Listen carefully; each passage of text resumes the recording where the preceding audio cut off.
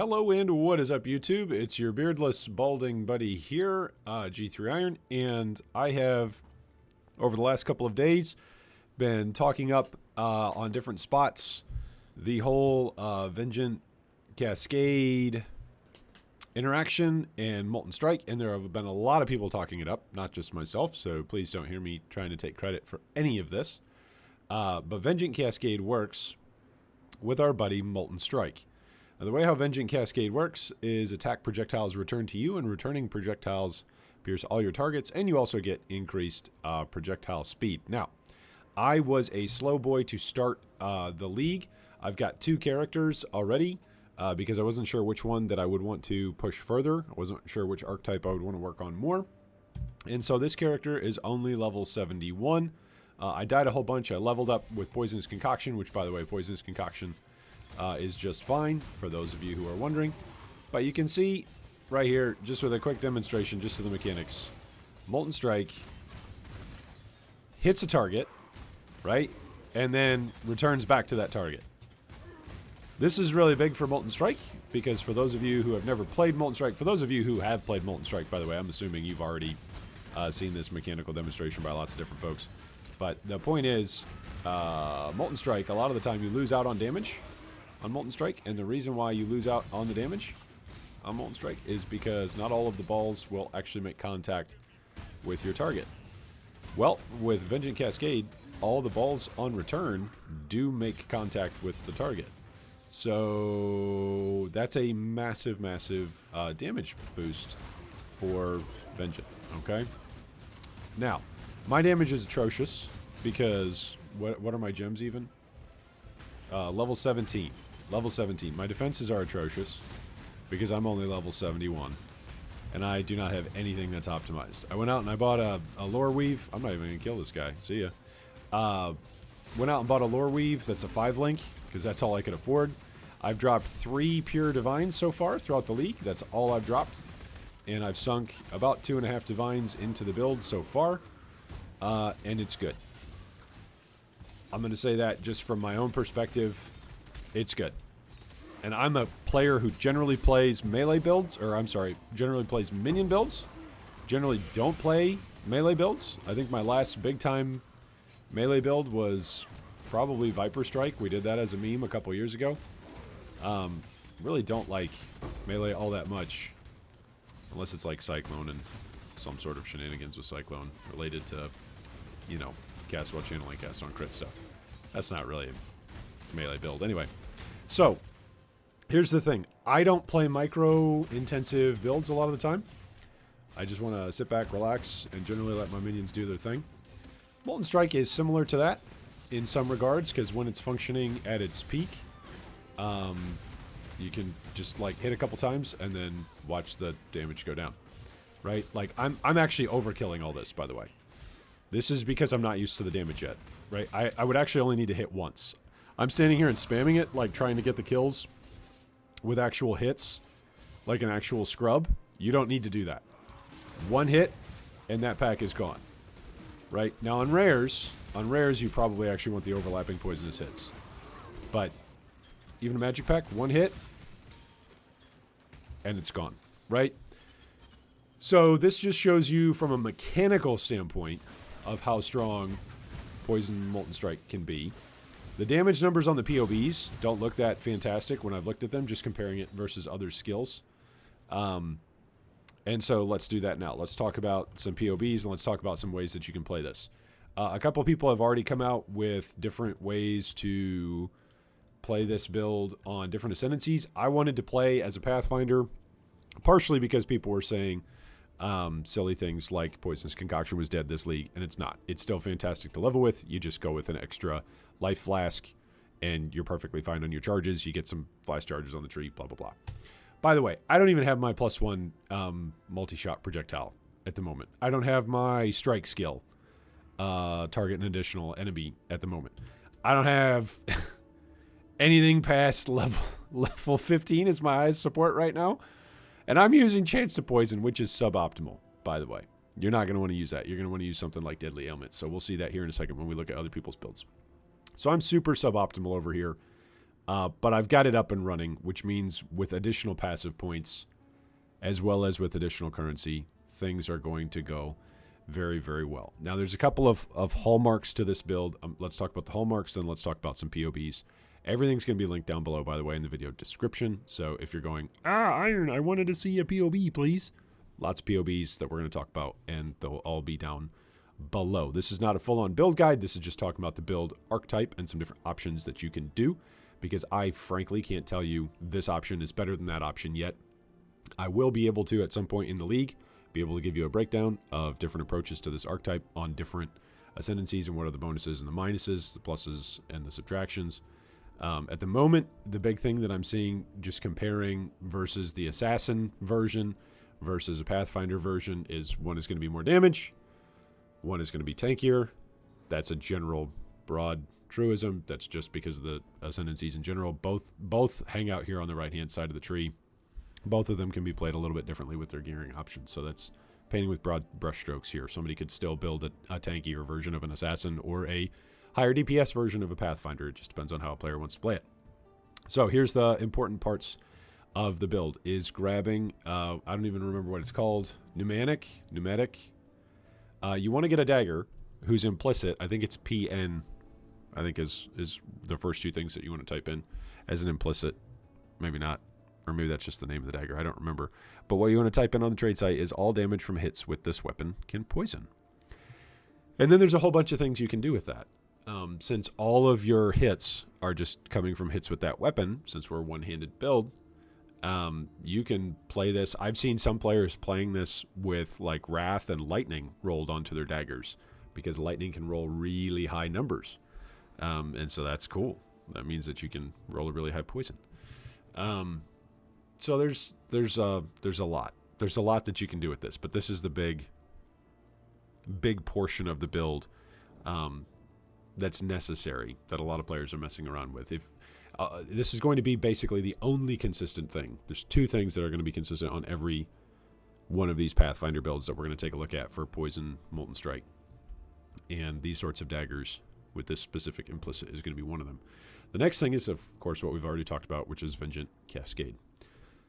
Okay, so enough about my trash build, which is absolutely trash, and I got a long ways to go. Let's take a look at some folks who are actually doing this the right way and who have actually played the league for, more than 10 hours on a character. Okay, so I've got a couple of these folks pulled up.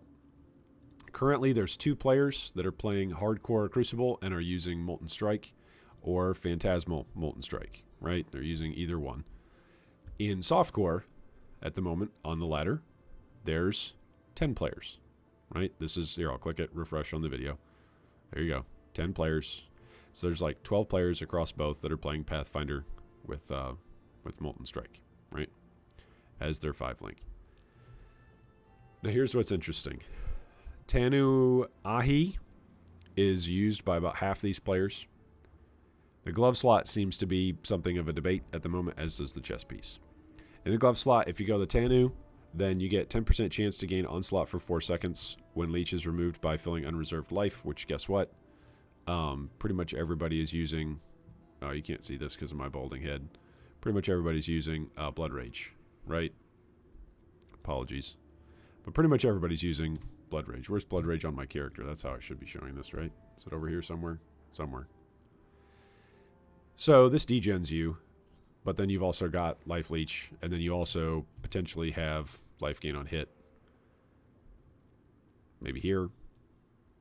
Maybe, where's the other life gain? Here's Life Leech, Life Leech, Life Leech, Life Leech.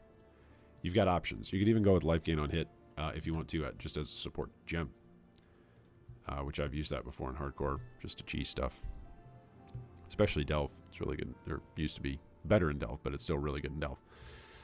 So, 2 of these players over in Hardcore Crucible, level 84, level 91. 10 of these players over here in Softcore.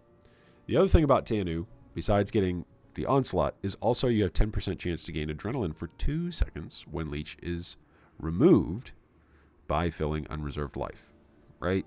So, when you are doing these 2 things, right, when you're essentially constantly draining, constantly refilling, you've got this chance to basically keep Adrenaline and Onslaught up permanently through your glove slots.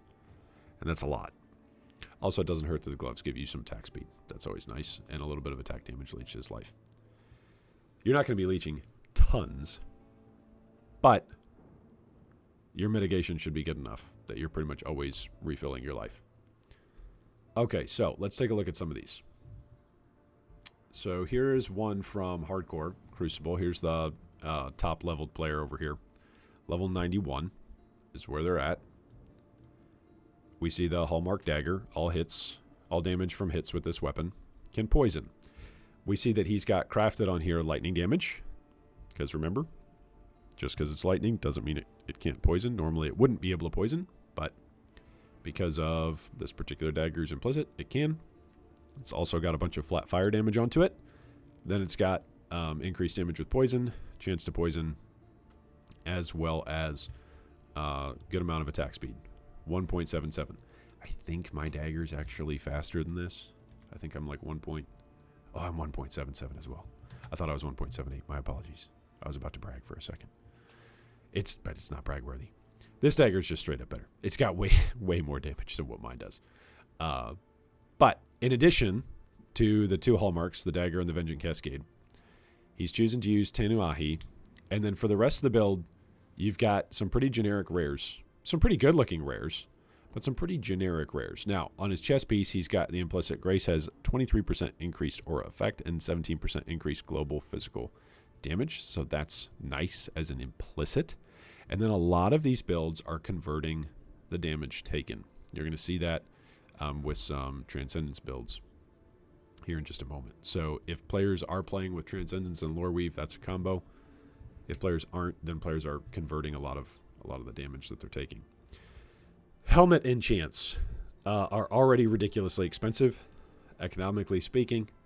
I was seeing basic energy shield, uncrafted helmets going for more than a Divine today that just had Molten Strike on them. So, ta-da. Take that for what you will. Okay, what else? Suppress on the shield. Not a whole lot else to write home about there. And then because we are a Pathfinder, we've got a whole bunch of increased flask effect on what we are running with our flasks. You'll notice, use when charges reaches full, use when start bleeding, use when charges reaches full, use when charges reaches full. And then a lot of players are choosing to essentially just constantly be spamming their life flask. Not constantly spamming, but continually keeping their life flask going. But we'll see that again here in a second. This player is choosing not to take advantage of the Master Surgeon.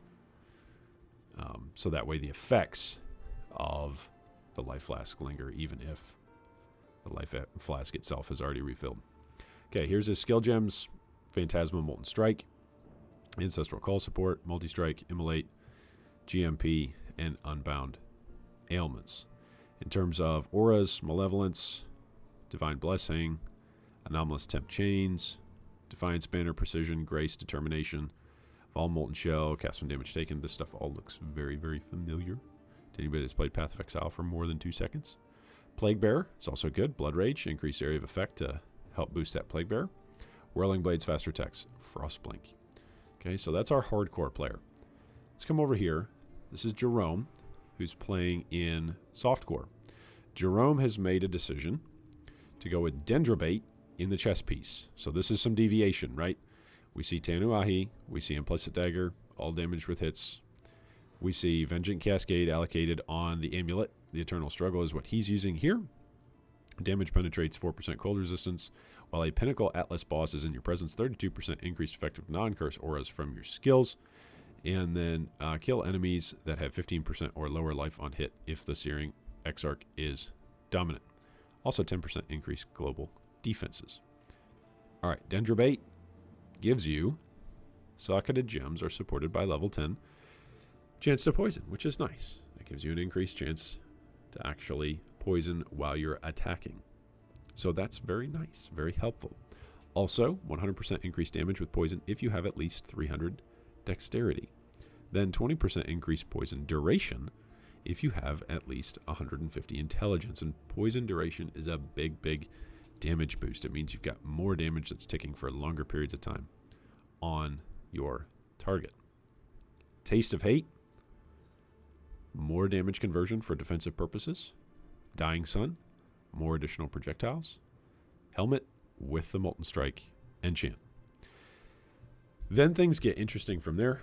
Lethal Pride with the Kurui Historic Jewel, as well as a Conversion Watcher's Eye for damage, and then life gain per hit when affected by Vitality, a Megalomaniac, and a Cluster Jewel. All right, next up, Hapless Juice. This one's interesting. Lycosidae is an interesting way to make sure that enemies can't evade your hits, so that takes care of your accuracy problem. Then in the amulet slot, Vengeance Cascade with a Blood Grip. Moving while bleeding doesn't cause you to take any extra damage. It also gives you a little bit of physical damage to attacks. And then 100% increased life recovery from flasks, which can help you if you are using Master Surgeon, which gives you 50% less recovery from flasks. So these two things kind of interact with each other a little bit to negate. You got your Implicit Dagger, and then in the chest piece, Cloak of Flame, 40% of physical damage taken as fire. So that way, you're not having to deal with such big hits off of physical hits. And you can tell Hapless Juice would really want that conversion because the armor that Hapless and the evasion that Hapless has is near non-existent. 369 armor and 9,000 evasion. Right? So definitely wants to convert. Okay. Over here, damage over time, maximum life. Damage over time, global accuracy, life. And then another Kurui Historic Timeless Jewel. Swap over to Toxic Ball Enjoyer. We've got the Molten Strike enchant on the helm. Again, a pneumatic dagger. Impresence is what's being used in the amulet slot, which gives Despair has no reservation if cast as an aura. Gain maddening presence for 10 seconds when you kill a rare or unique enemy. In the shield slot, he's got Mahuaxal's Machination, which gives a whole bunch of different really awesome and interesting interactions and unique mechanics. I'll leave you to look that up if you're unfamiliar with it, or you can ask down below in the comments. I'm not going to explain it all here. But we're starting to see a trend, right? More Kurui Historic Timeless Jewels for Lethal Pride. Okay. Coming up next is another deviation. This is a deviation in the glove slot. Asenath's Gentle Touch. So enemies killed near corpses affected by your curses explode, dealing 3% of their life as physical damage. That's pretty nice. Non-aura curses you inflict are not removed from dying enemies, and enemies near corpses affected by your curses are blinded. So lots of different defensive layers built in here. On the shield piece, we've got the Dawnbreaker, which is going to convert a whole bunch of the damage that you take, elemental and physical, and turn it into fire damage. Also, it's got a really high roll on a chance to block. He's using an Ungels with Vengeance Cascade because he's going to use Perfect Agony, which modifiers to critical strike multiplier also apply to damage over time multiplier for ailments from critical strikes at 50% of their value, 30% less damage with hits. If you're going to use Ungels, or if you're going to try and use Perfect Harmony, this is the way to do it. So that makes sense. Also, of course, Molten Strike with the projectiles. And then we've got a whole bunch of awesome flasks right here that just look beautiful. All right, also on the base jewels, Ancestral Vision gives modifiers to chance to suppress spell damage, also apply to chance to avoid elemental ailments at 50% of their value. This is really, really helpful in order to avoid elemental ailment status without having to use something like a Purity. Okay, his gem skill setup is Molten Strike, Immolate Support, Unbound Ailments, Nightblade Support, GMP, and Multi-Strike. I wanted to show that one off because it was a little bit different from the rest of everybody else, and I thought it was unique. I thought it was worth mentioning. Herald of Agony is what he uses as a mana reservation with Precision, along with, oh, where was the other one? Along with casting Despair and then Grace. Okay. All right, next up, level 97. I believe this is the person who is yeah, at the top of the ladder in terms of XP. And this is what they've got. This is interesting. This is really interesting. So, Dawnbreaker in the shield slot. Eternal Struggle in the amulet slot with Vengeance Cascade. Helmet, Molten Strike, 2 additional projectiles. By the way, I cannot emphasize enough. For Molten Strike, like on hit, projectiles is amazing. But then when those on hit effects are also generating poisons and ramping up your damage, it's also just amazing. So any sources of additional, projectiles is really good. Pneumatic Dagger. Snake Bite as the choice for gloves. Why Snake Bite? Well, curse enemies with temporal chains on hit. This is really good Snake Bite on the corruption. +1 to level of socketed gems. Also really good because it means that his Enlighten is actually, I believe, level 4, right? That's the way how that's going to work. +1 to level of socketed gems. It's not just socketed active gems or spell gems. It's just socketed, so gets +1 to that. Okay. Arctic Armor, Purity of Elements, Determination. All are getting that +1. That's good. Then, in terms of the gloves, that's just the Corrupted Implicits, by the way. Coming over from playing an entire league over in Ruthless, this is just nuts. It's like, oh yeah, you have an entire character just built into your glove slot. All right, 2% increased attack speed per frenzy charge. 6% increased accuracy rating per frenzy charge. 10% reduced frenzy charge duration per frenzy charge. Attacks have 60% chance to poison while at maximum frenzy charges. So, in other words, if you have 40% on your base to chance to poison, and then you just get up to your max frenzy charges, you now have 100% chance to poison. +5 to damage over time multiplier for poison per frenzy charge. Now, here's the thing. You'll notice over here, 6 frenzy charges. 6 frenzy charges. So that's, what, 30? That's 30 dot multi right there for poison. That's pretty good. Then that's also 12% attack speed. That's pretty good, right? It's not bad. And by the way, you're also always poisoning. Not bad. Okay, so here's where some more shenanigans come in. Lore Weave, along with Taste of Hate to convert, right? Physical, taken as cold.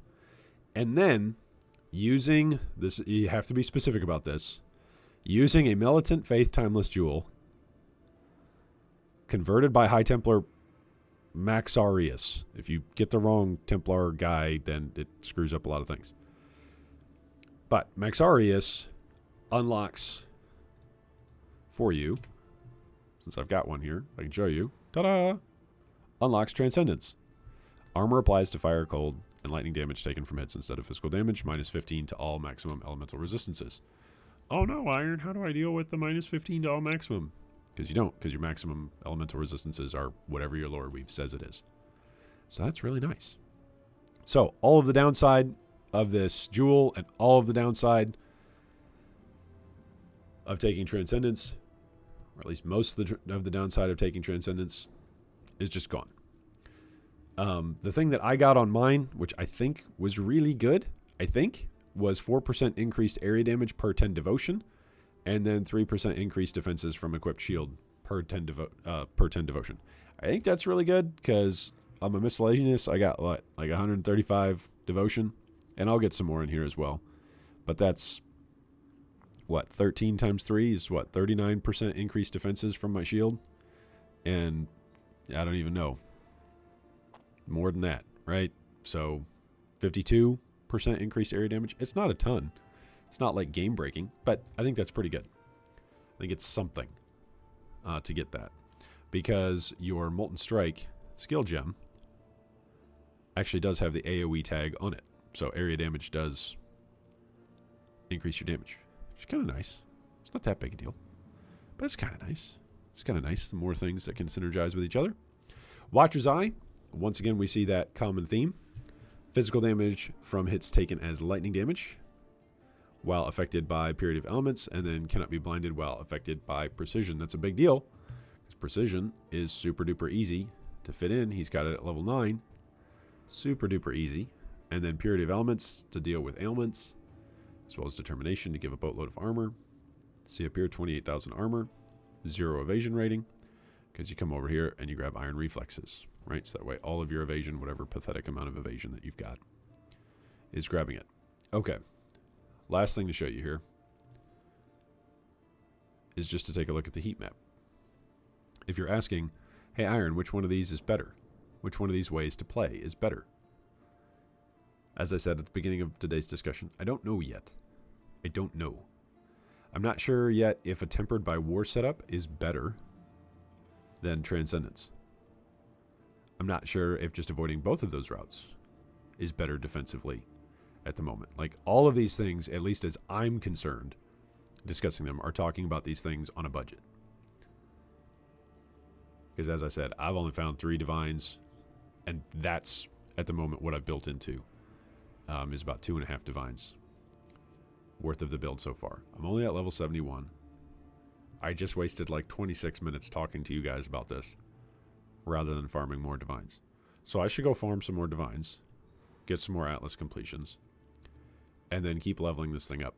Oh, I should also tell you, Phantasmal Molten Strike, the reason why you want to get alternate quality Phantasmal Strike is additional effects from quality is increased damage over time. So that's why. If you're wondering why people are using Phantasmal rather than just regular Molten Strike, that's why. Man, this thing is going to be amazing when I actually have a 6-link.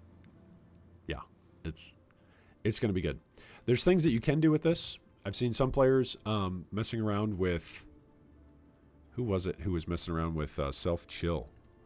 I've got one of these. This is the double cluster version, by the way, that a player is running, with a cluster passive down here, and then going for Spike Concoction, which gives you attack and cast speed, and then also Alchemist's Genius, and then Student of Decay, increased damage over time, and then Circling Oblivion, increased damage over time, and Duration of Ailments. It's really big. And then just some rare amulets, or sorry, some rare jewels in here. But this is another way to build this out. Now, there is somebody in here, one of these builds that I'm looking at here. Let's see if I can find it. Is this it? No, I don't think this one's it. There's one of these in here that I was looking at. Here it is. There's one of these in here that you can actually play this with a Winter Weave, which the effective chill on you is reversed, and an Ice Fang, which you are chilled when you are poisoned, and the Golden Rule, which is poison you inflict is reflected to you if you have fewer than 100 poisons on you. So, there's some different ways to play this. There's also some opportunities to do this sort of shenanigan sort of stuff with the new unique amulet that came out that's only like 1C, super duper cheap. That's like, you know, damage over time heals you or whatever, as long as you're leeching. There's going to be some different ways to play this. Pathfinder is just insane because of all of the value that you can get off of your flasks. I think even in terms of damage, it's still pretty good. It's certainly not bad. What's bad is, and this is what's sad, the DPS numbers on full DPS are just going to look awful because we're stacking up poisons, and that's what kills things. But to close it out, I will once again emphasize, you can play this the right way, and you can play this the balding, bearded, slow old man way. You can stand here and just you don't even have to stand there and watch. You can just hit and go. Hit and go. Right? Maybe hit once or twice. Oh no, here's a rare. Maybe I would need to stand here and actually hit a few more times. But your poison should actually proliferate. Right? Because you're playing Pathfinder and you're taking what is it? Master Toxicitus? Is that what it is? Yeah. Right? Look, I attacked one time, right? And everything had... Oh, watch that. Gonna kill me. Like, all of your poisons are gonna prolif. So, here's my point. You don't have to play bad, slow, old man Path of Exile like I do. You can just one hit and keep going. Like, you don't have to play it like it's... Oh, gosh, here's a Soul Eater. You don't have to play it like it's an on-hit build. You can play it like it's a dot build, attack, apply your poisons once, and then just keep rolling. I'm also using Ancestral Call. What is it? Yeah, Ancestral Call, so that way I get more balls out. Just because I'm more interested in the coverage right now than I am in the single target. But that would also be another thing that would definitely make a difference. So here's my point. If I stand here and I wait until these guys die, I'm actually slowing myself down. Mechanically. You don't need to stand here. You're not a hit-based build. So if you play like a hit-based build, you will be dropping comments on people's videos and dropping comments in Reddit sections. And you'll be making videos saying that was a terrible build and I had a bad time with it. But if you play the build like it should scale, which is, dude, you only need to hit something once, basically, while you're clearing out trash, and then maybe a few times while you're attacking a rare. Also, I haven't figured out a way to get rage going. I did see somebody had rage going with Vengeance, triggering rage off of Vengeance. It wasn't here, I don't think. I don't think it was this player, but it was another player that I'd taken a look at. So there you go. There's lots of options. There's lots of POBs down below in the video description. There's lots of ways that you can play this. You can play this Transcendence. You can play this Lore Weave. You can play this Tempered by War. You can play this converting all of your elemental or all of your physical damage into elemental. You could even potentially play this with the whole new stun immunity to hits set up with Petrified Blood. You could play that this way. This is going to be just another bonkers build. So if you're maybe playing like a League Starter Deadeye, or you're maybe playing a League Starter Raider or a League Starter Pathfinder, and you're like, okay, I had fun with my bow build. Now what do I want to do? If you just want to transition it over into Poison Molten Strike, you can have fun with it. Vengeance Cascade prices weren't too bad. I got this for, I think, like 40C, but they keep going up. And, you know, it is the weekend, and so everybody who wants to play Path of Exile over the weekend and is looking for a build, I can recommend this. It is a good, solid build. You're going to have a good time with it. You're going to have fun with it. And if you don't, well, then my apologies and yell at me in the comments. All right, thanks for joining us today, everybody. Hopefully in the next video, my voice is going to be feeling better. And hopefully you will have a high-level Poison Molten Strike Pathfinder. That feels awesome. Thanks for joining us, and I look forward to catching you next time. Until then, I hope the ongoing 321 Crucible League is the league. A Mirror of Calandra drops for you. Thanks for watching that video. If you'd like more information on any of our discussion points today, you can see them down below in the video description. If you'd also like to join our Discord or support our Patreon, you can do so with the links down below. Thanks again, and big shout out to all of our Patreon supporters.